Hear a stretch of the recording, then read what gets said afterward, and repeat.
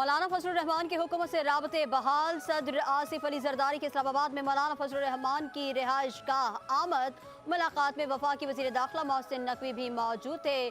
مولانا فضل الرحمان نے صدر مملکت کا پرجوش استقبال کیا۔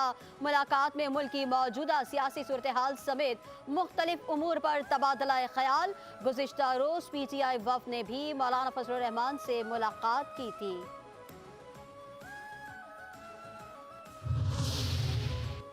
سینٹ میں جمعیت علماء اسلام نے نمبرز گیم تبدیل کر دیے۔ پی ٹی آئی اور جے یو آئی کے اتحاد سے سینٹ میں آئینی ترمیم کے امکانات کم۔ حکمران اتحاد کے نمبر 59 رہ گئے، اپوزیشن کے نمبر 21 سے بڑھ کر 26 ہو گئے۔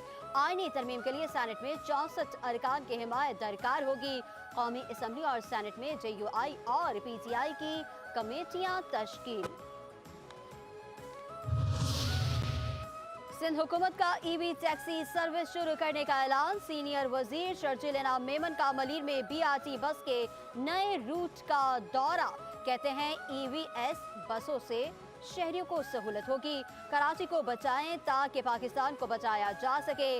اربن ایریاز میں کام شروع کرنے میں کچھ وقت درکار ہوتا ہے۔ راولپنڈی ٹیسٹ میں قومی بالر 10 وکٹیں اور بنگلہ دیش برتری حاصل کرنے میں کامیاب۔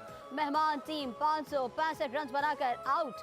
117 رنز کی سبقت ختم کرنے آئی پاکستانی ٹیم کو 5 رنز پر پہلا نقصان۔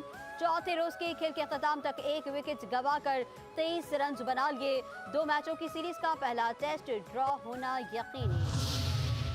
اور سعودی عرب دنیا کا نواں طاقتور ترین ملک بن گیا۔